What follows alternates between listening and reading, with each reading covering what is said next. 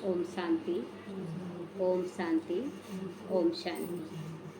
आज आदि सो अंत, आदि सो अंत होता है। बाबा कहता है ना, आदि सो अंत होगा।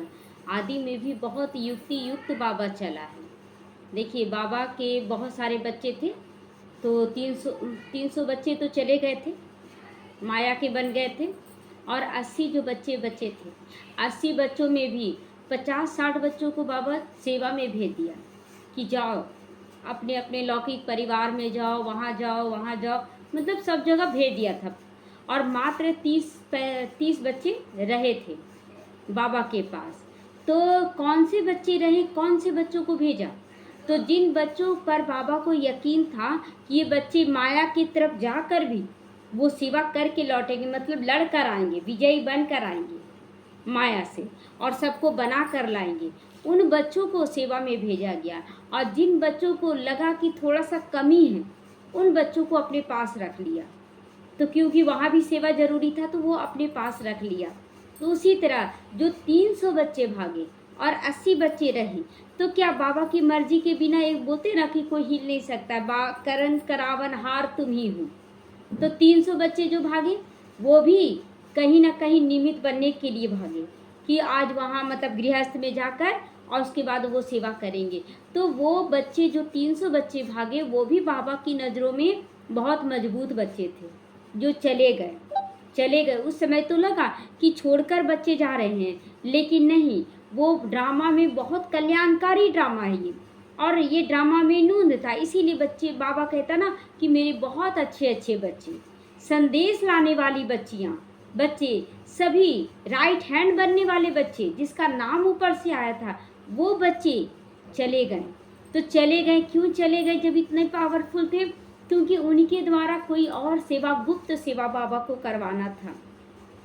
और आज लास्ट समय में वो दिख रहा है कि बहुत ऐसे बच्चे हैं जो माया की तरफ जाकर अचानक बाबा का परिचय मिला और last so fast so first number में आ रहे हैं।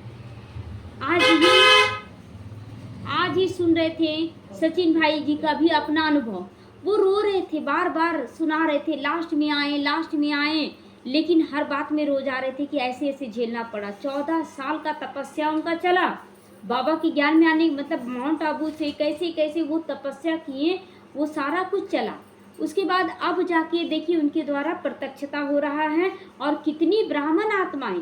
और आज भी आप देखेंगे सचिन भाई जी को ना, कि आज भी वो किसी चीज़ में आसक्ति नहीं रखते। वो क्या लेकर आए थे? माउंट आबू एक नया कुर्ता केवल खरीदे थे, वो भी घर से नहीं लाए थे, था कुछ पैसा तो उसी से कपड़ा खरीदे थे, एक कुर्ता बस। ना ब्रश सूरज जो भी मतलब था उनका, कुछ भी उनके पास नहीं था। और जूता क्या था? जूता नहीं था, टूटा हुआ चप्पल था। और केवल दिल में यही लगता था उनको कि अब कैसे प्यार करें बाबा को, कैसे प्यार करें। तो ऐसे ही बच्चे निकल रहे हैं अभी, और वो तो समर्पित हो गए, चलो कुमारा भी निकला। और गृहस्थियों में भी बहुत बच्चे सोचते हैं ना कि काश हम भी समर्पित हो जाते, हम भी रहते। बाबा कहता है कि बच्चे, गृहस्थियों की सेवा कौन करेगा? आज विदेश में जो बच्चे गए, तो विदेश में भी गए बच्चे, तो बाबा बोलता है ना कि बच्चे तुमको वहाँ पर सेवा अर्थ भेजा गया है विदेश, तुम हो तो भारत के ही, लेकिन अभी तुम्हारा सेवा विदेशों में कैसे होता? अगर सब भारतवासी रहते, वीजा का प्रॉब्लम होता, वहाँ रहने का सब कुछ होता, वहाँ का भाषा, वहाँ का कल्चर कैसे जानते को लोग? तो इसीलिए विदेश भी भेजा गया बाबा के बच्चों को। तो विदेशियों को भी बाबा बोला कि बच्चे तुम हो ही भारतवासी, और तुम लोग खास बच्चे हो, तुम लोगों को इसीलिए विदेश में नियुक्त किया गया है।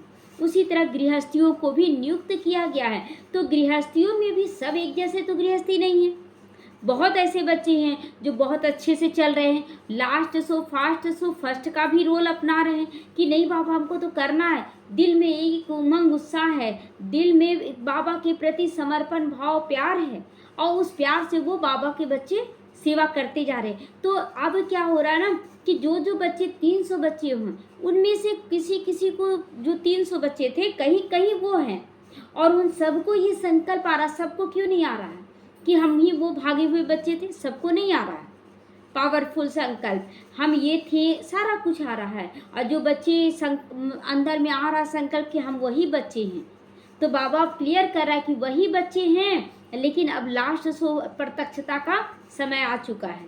लास्ट शो फास्ट का फर्स्ट, और शो फर्स्ट बनने वाले बच्चे अब वो प्रत्यक्ष होंगे। तो वो भी एडवांस पार्टी के बन गए, वो भी एडवांस पार्टी के बन गए, और वो बहुत अच्छे से सेवा कर रहे। आज सबकी नज़रों में क्या है कि जो समर्पित तो उन लोग आगे हो गए, लेकिन आप देख रहे होंगे कि जो समर्पित भी हैं, बाबा के घर में भी बहुत सारे ऐसे बच्चे, बाबा बोलता है ना मुरली में कि मधुबन में रहने वाले भी उतने पावरफुल नहीं हैं और उतनी लगन में मगन नहीं है जितने मेरे बाहर वाले बच्चे हैं, बांधेलियाँ हैं। क्योंकि बांधेलियों के द्वारा भी प्रत्यक्षता हो रहा है, और जो माउंट आबू में रह रहे उनके अनुसार भी प्रत्यक्षता हो रहा है। आखिर सेवा कौन करेगा? तो दोनों तरफ ऐसे ऐसे विशेष विशेष बच्चों को नियुक्त किया गया है। 300 बच्चों को भी नियुक्त किया गया। 80 बच्चे तो हैं ही सब जगह एडवांस पार्टी में, लेकिन वो जो 300 बच्चे गए थे उनको भी जगह जगह पर पावरफुल बनाकर और उन्हें नियुक्त किया गया ताकि ये विशेष सेवा उनके द्वारा हो सके। तो कोई संकल्प नहीं, कोई विकल्प नहीं था, और अचानक वो बच्चे आगे बढ़ते चले जा रहे, आखिर ऐसा कैसे हो रहा है? और वो संकल्प उठता है, टचिंग होता है। बाबा बोलता है जो अच्छी अच्छी संदेशियाँ भी बाबा को छोड़कर चले गए, तो संदेशी का तो संस्कार रहेगा ना। बाबा कहते हैं ना कि भल ज्ञान मर्ज हो जाएगा, लेकिन वो संस्कार इमर्ज हो जाएगा। तो वो संस्कार इमर्ज होता है। वो संदेशी अब डायरेक्ट ऊपर जाकर संदेश नहीं ला रहे, लेकिन उसके अंदर वो जागृति आता है कि मुझे अब ये कर लेना है, मुझे अब ये कर लेना है। तो ये सुंदर ड्रामा बना हुआ है, बहुत सुंदर ड्रामा। अब इसमें किसी को भी नहीं बोल सकते कि वो खराब है, वो अच्छा है। खराब करके भी कोई ऐसी भी आत्मा है। देखिए रावण बहुत अच्छा इंसान था, जो रावण का रोल अदा किया वो इंसान बहुत अच्छा था, उसको गुस्सा नहीं आता था, लेकिन रोल कैसा उसको मिला? एकदम गुस्सा करने का। उसी तरह बाबा के बहुत ऐसे बच्चे जो रावण के अनुसार चलकर राम को जगा रहे हैं, बहुत ऐसे बच्चे, और वो जब जगा लेंगे तो अचानक आप देखेंगे वो एकदम बाबा के बन गए, बहुत अच्छे से बन गए। तो बाबा कहते हैं ना अभी सभी निर्दोष हैं, सभी निर्दोष है, किसी का दोष नहीं है। वो हमारी कमियों को निकालने के भी निमित्त बन रहे हैं।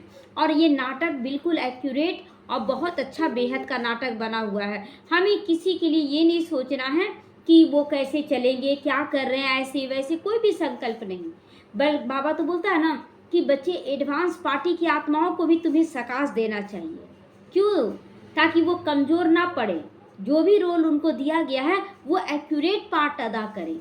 तो इसीलिए बाबा कहता है कि हर बच्चे को अब सकाश दो।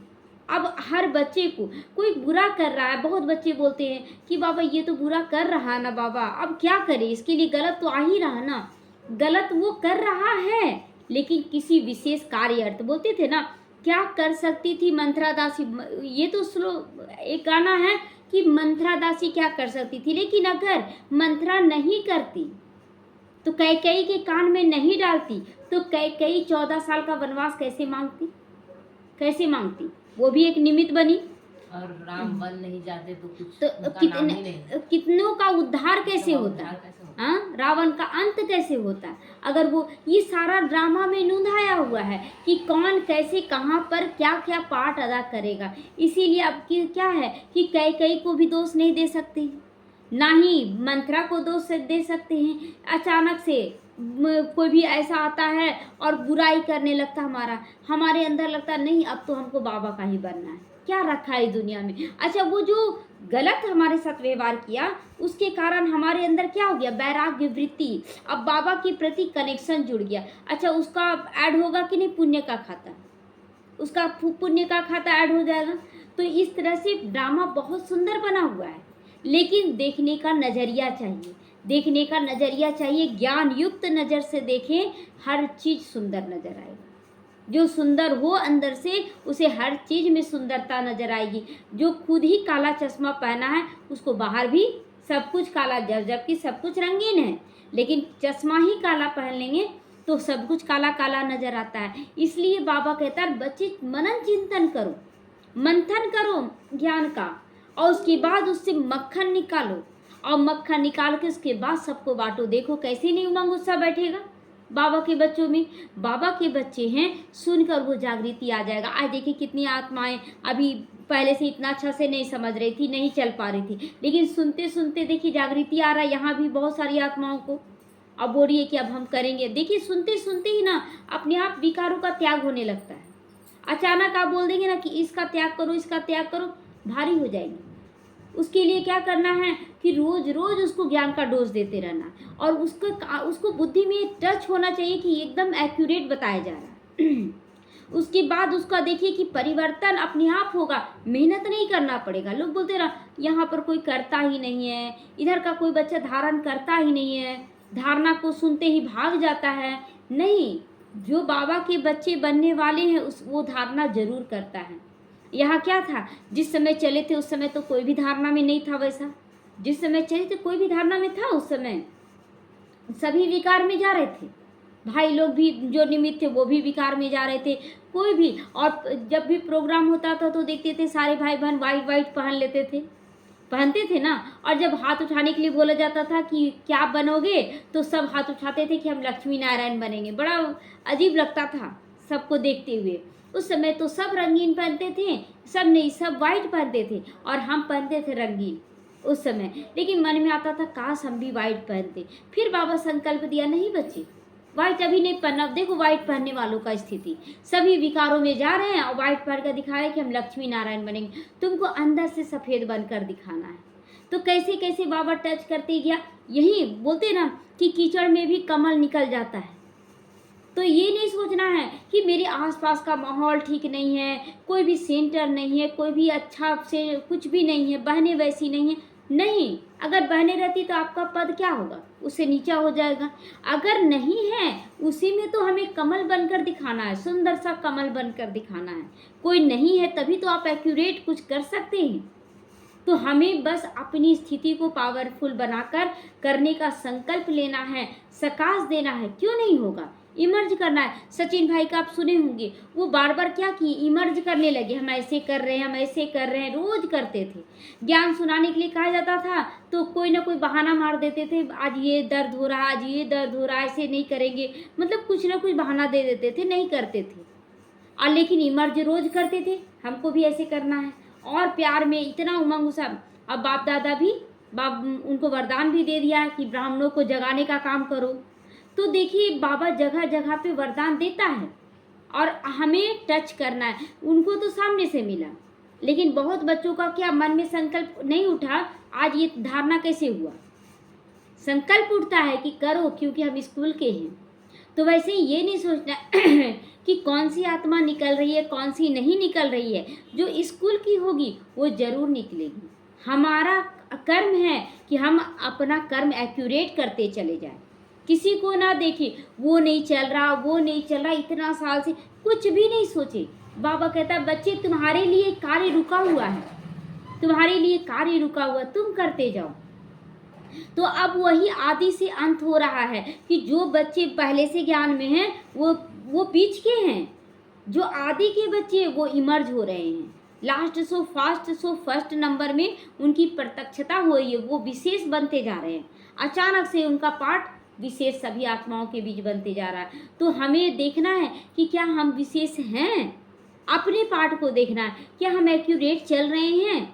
ज्ञान योग धारणा सेवा हर चीज में एक्यूरेट हमें बनना है। अब ये कभी संकल्प नहीं करना बाबा हम गृहस्थ में हैं, हम तो लास्ट में आए हैं, नहीं, ये सब कुछ सोचना ही नहीं। अगर फास्ट जाना है, अगर फर्स्ट बनना है, पहले अपने मन बुद्धि को एकदम बाप समान बना ले, एकदम साफ स्वच्छ।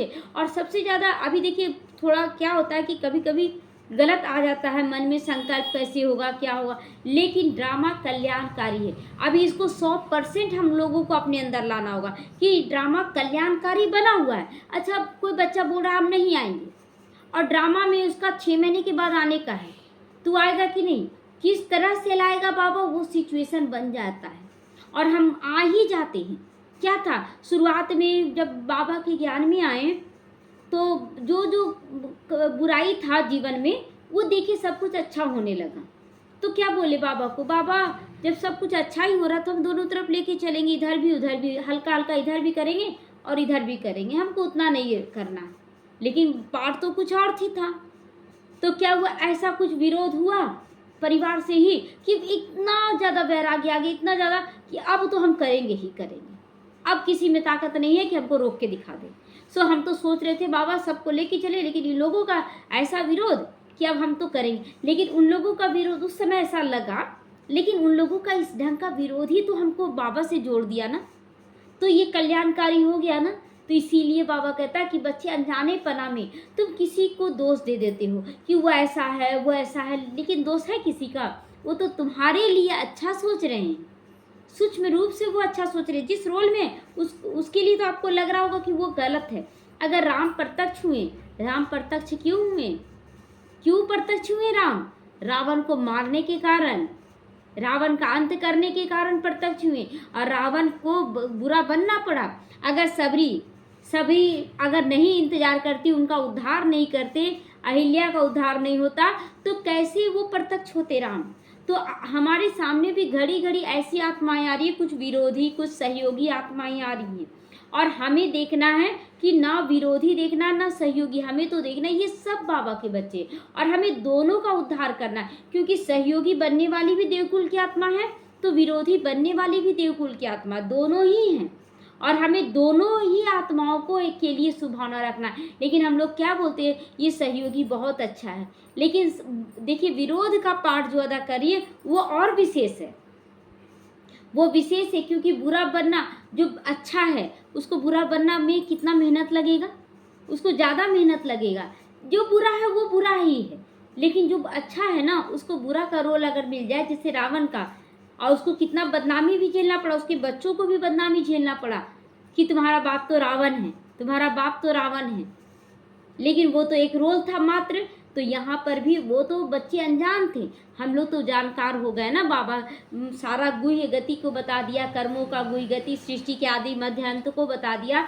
इसीलिए अब हमें क्या करना है कि किसी भी आत्मा के लिए बुरा नहीं सोचना है, बुरा बोलना नहीं है, नहीं। उस आत्मा का यही रोल है, वो अपने समय में सब कुछ एक्यूरेट कर लेगी। लेकिन हम बुरा बोलकर हम अपने जीवन में क्यों लिख दे कि हम बुरा चढ़ा लिए हैं, बुरा बोल दिए हैं, उससे हमारे ऊपर पाप का बोझा चढ़ रहा है। तो इसीलिए आज से एक प्रतिज्ञा लें कि चाहे कुछ भी हो, हमें किसी भी आत्मा के लिए बुरा नहीं सोचना है। हम ड्रामा लिखें, ड्रामा में लिखा हुआ है ना कि जब कृष्ण अर्जुन को ज्ञान दे रहे थे तो 24 घंटे के लिए चक्र को रोक दिया गया था, सूर्य को रोक दिया गया था जब अर्जुन को कृष्ण ज्ञान दे रहे थे। कहने का मतलब है कि हम जो कार्य करें उस समय एकदम बोल दे अभी कोई चीज़ गलत नहीं होगा, अभी बाबा के साथ हम चल रहे, बाबा ये सेवा करके आए, उसके बाद सब चीज़ अच्छा हो, कोई चीज़ गलत ना हो। लिखे हम अपना भाग्य, लेकिन हम क्या लिखते हैं कि ऐसे करके आए हैं ना, कहीं कुछ गलत ना हो जाए, ऐसे कुछ गलत ना हो जाए, ये मन में विचार चलता ही रहता है, चलता ही रहता है। तो बताइए सही कौन होगा? अगर हम चला रहे हैं तो वही ना दिखा रहा है, हम वही दिखे जो हम चाहते हैं। जो दिख रहा है वो दिख रहा है, वो होगा नहीं, जो हम चाहते वही होगा। तो हम अपना भाग्य का रचयिता खुद है।